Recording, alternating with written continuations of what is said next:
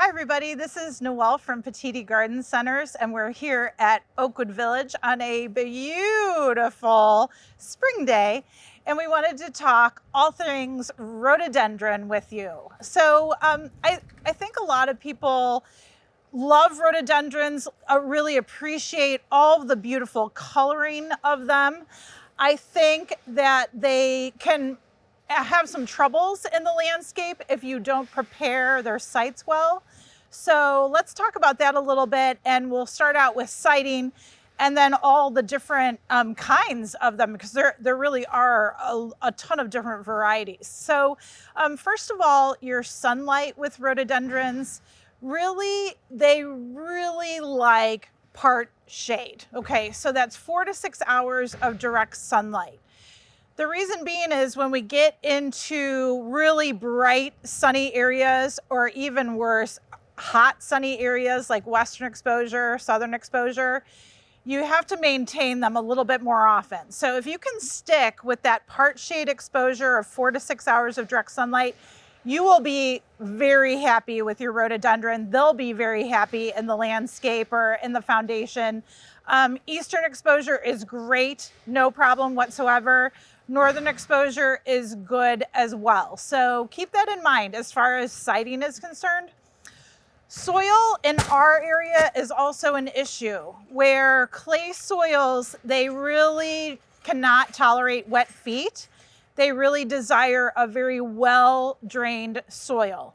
So whatever you do, and acidic is great, so no problem, and amended with organic matter is always good. So the more that you can provide that drainage for them, the less issues you may see down the road.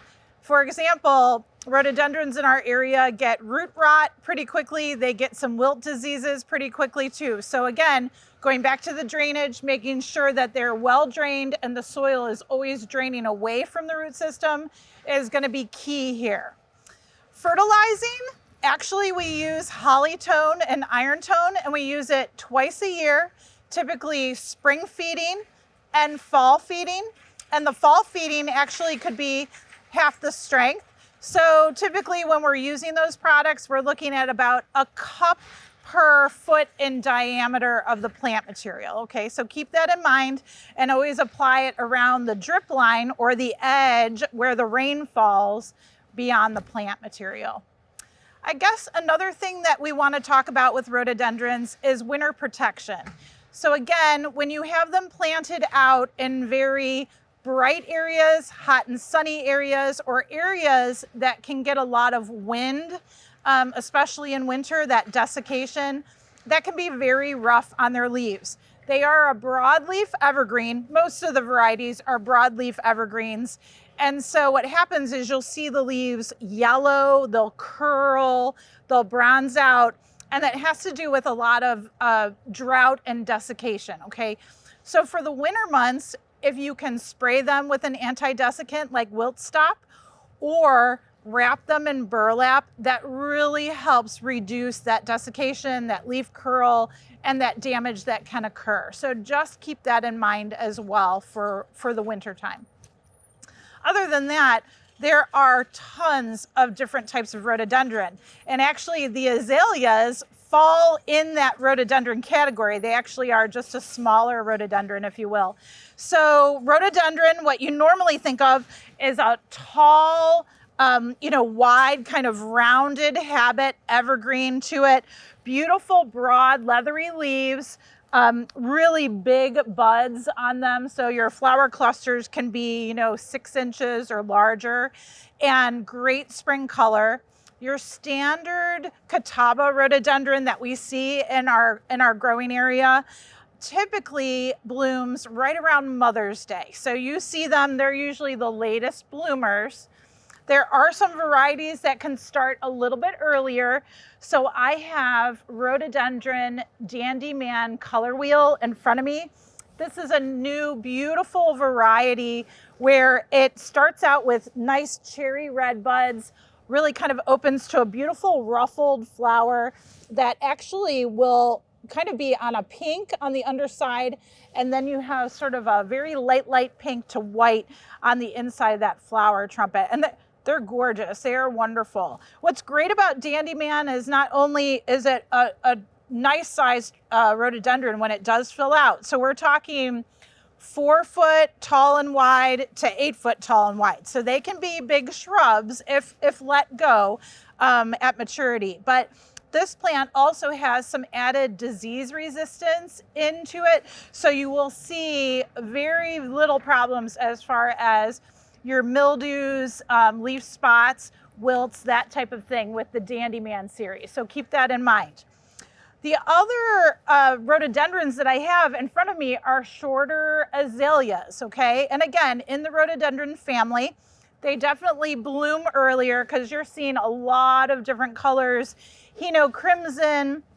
I have Stewartsonian here, which is like a fire engine red. I have Girard's Fuchsia here. Delaware Valley is the white. All of the azalea types are smaller leafed, and actually when you look inside the flower, they actually have less pollen and less stamens. So azaleas actually have like 5 stamen versus the rhododendrons usually have around 10 stamens. So again, just a little difference.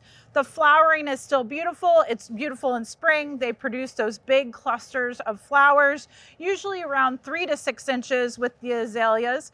But again, beautiful plants for early spring color, evergreen foliage, and of course for partial shade garden. Okay, so as far as the flowering is concerned, the azaleas tend to come out first, usually in April.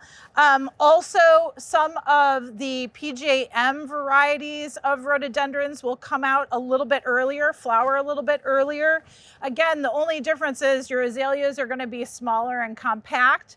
Your PJM type rhododendrons will be a little bit taller, a little bit more oval shaped rather than round shaped or globular shaped.